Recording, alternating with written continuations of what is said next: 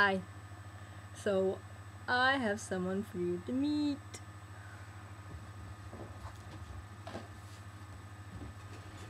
Come on, Aldo. Come.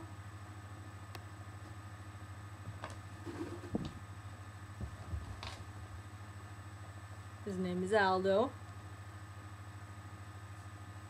He's an African gray parrot. I just got him a few days ago.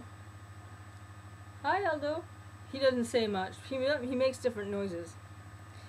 I was cleaning his cage, and he made the sound of the water falling into the water. Like, I wrung the rag and the water falling into the bucket. He's made that sound.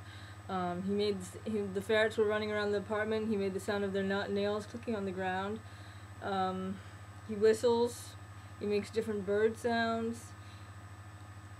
He doesn't know as much as he should for his age. Like, he's 7 years old, but this parrot can live like 70 years.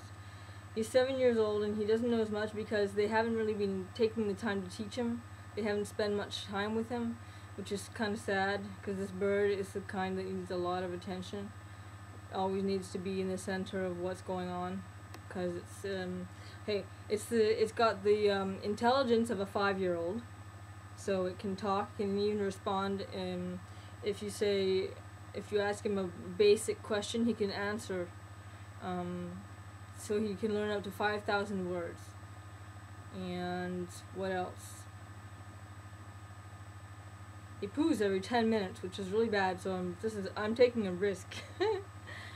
Here, look, and he does a sort of a trick. Oh. You gonna eat it? Then he takes it in his hand.